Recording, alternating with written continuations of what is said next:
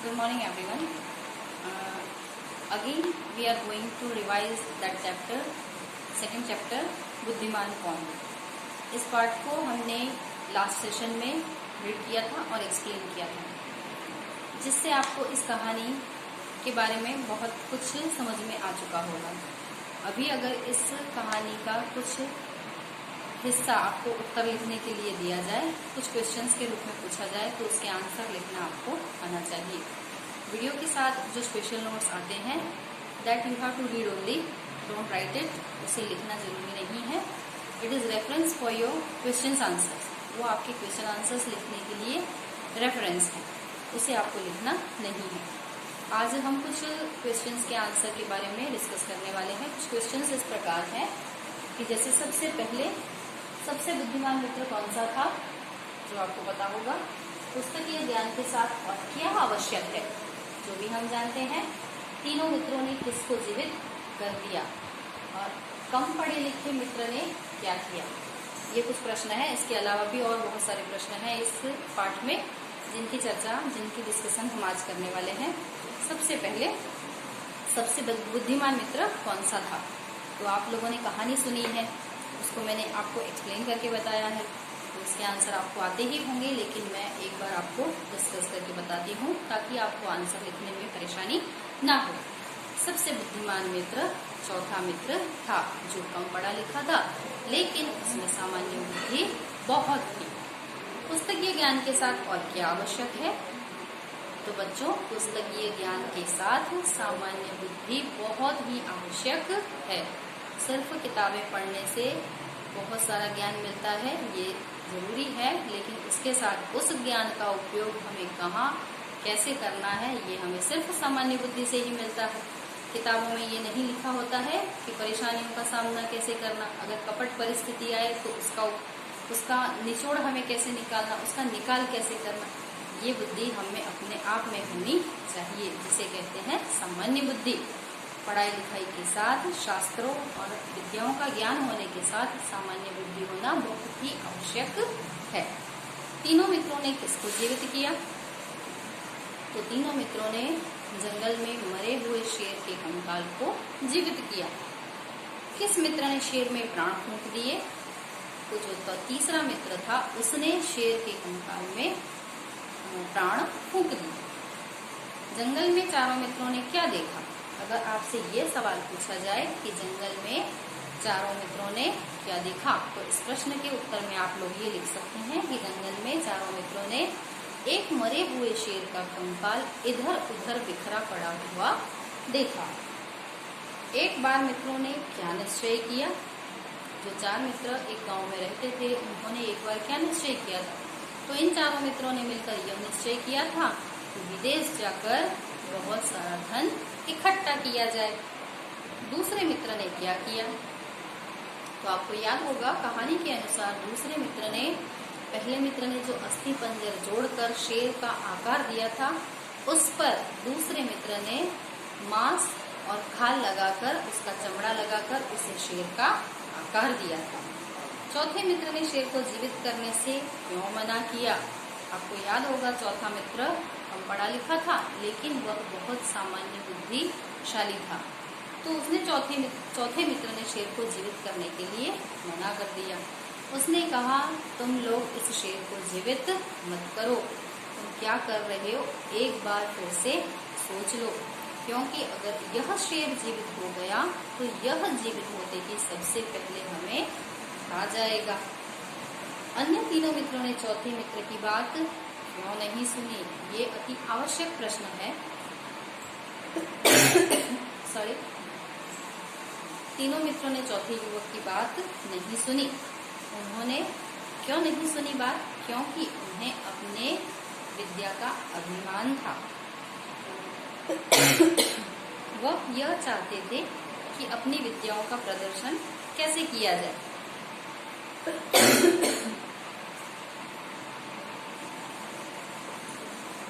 उन्हें अपनी विद्या का प्रदर्शन करना था, और अपनी विद्या का प्रदर्शन करने के लिए, दिखावा करने के लिए वह ये करना चाहते थे कि हम इस शेर को जीवित कर सकते हैं। इसलिए उन्होंने चौथे मित्र की बात नहीं मानी। कुछ ब्लैंक्स इस प्रकार हैं। उन्होंने अपने मित्र की खाली जगह नहीं मानी। क्या नहीं मानी? बात नहीं मानी। जंगल में उन्हें एक खाली जगह की हड्डियों का ढांचा दिखाई पड़ा। किसकी हड्डियों का ढांचा? वो शेर की हड्डियों का ढांचा था। उन खाली जगह को अपनी विद्या का दिखावा करना था। उन मित्रों को अपनी विद्या का दिखावा करना था। खाली जगह और खाली जगह में कुशल होना काफी नहीं है। यहाँ पर 2 ब्लैंक्स हैं, उसमें आपको लिखना है शास्त्रों और विद्याओं। शास्त्रों और विद्याओं में की कुशल होना जरूरी नहीं है, मनुष्य में सामान्य बुद्धि होना भी आवश्यक है। शेर के जाने के बाद खाली जगह युवक वृक्ष से उतरा। शेर के जाने के बाद चौथा युवक वृक्ष से उतरा।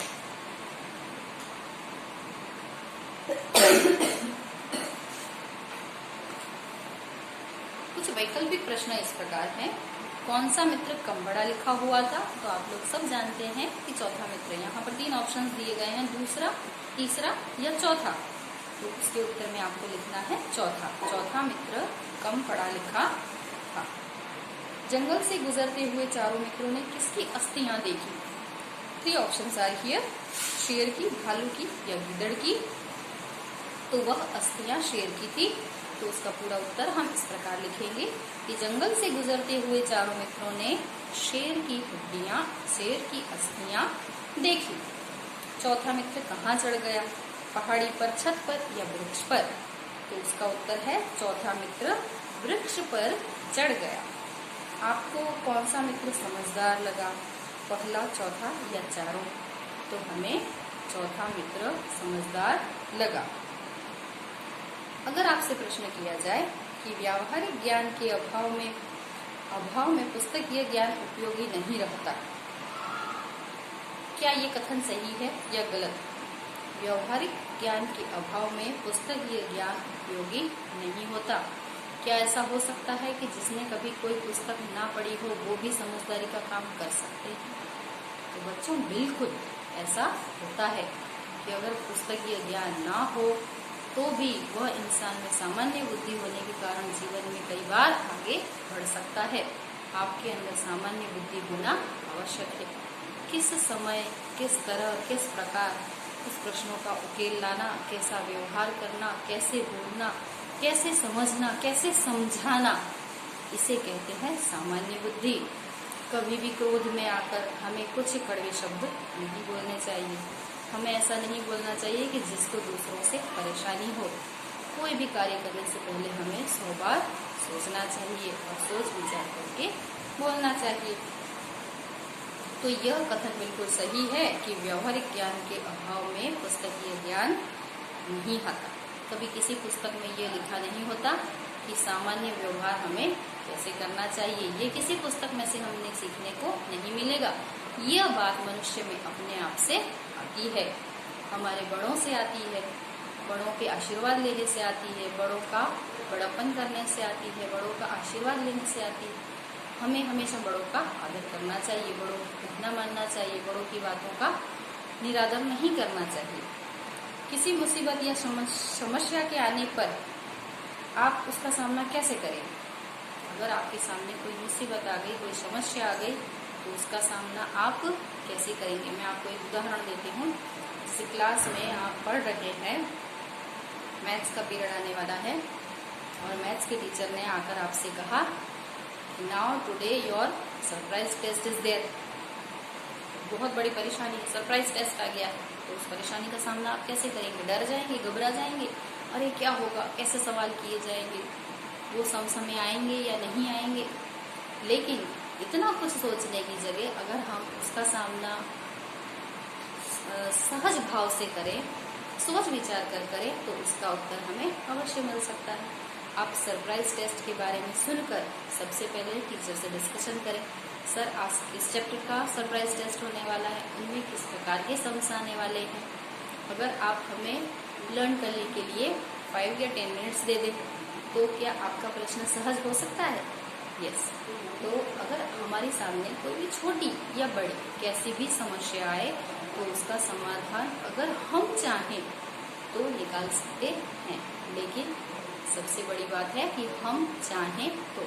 विकट परिस्थिति आते ही हमें घबराना नहीं होता है, उस प्रश्न का हल हमारे पास ही है, इसलिए हमें कभी भी घबराना नहीं चाहिए और उस प्रश्न का उत्तर सहजता से सामान्य बुद्धि का उपयोग करके ही करना चाहिए। बच्चों, जो भी सवाल मैंने आपको दिए हैं होमवर्क में लिखने के लिए, उसका आंसर के लिए आपको ये वीडियो हेल्पफुल बन सकता है, और मैंने भेजे गए जो स्पेशल नोट्स हैं उसमें से भी आप आंसर ढूंढ कर लिख सकते हैं। बाद में आपको इसको लिख कर याद करना है। याद करने के लिए ये एक बहुत अच्छी ट्रिक है कि किसी भी क्वेश्चन आंसर्स को आप अच्छे से लिख कर याद करें। अगर बोल के याद करते हैं तो याद होता है, लेकिन अगर किसी भी चीज़ को लिख कर याद किया जाए तो it is 100% sure you must learn it. So this you have to try कि लिख कर याद करना चाहिए।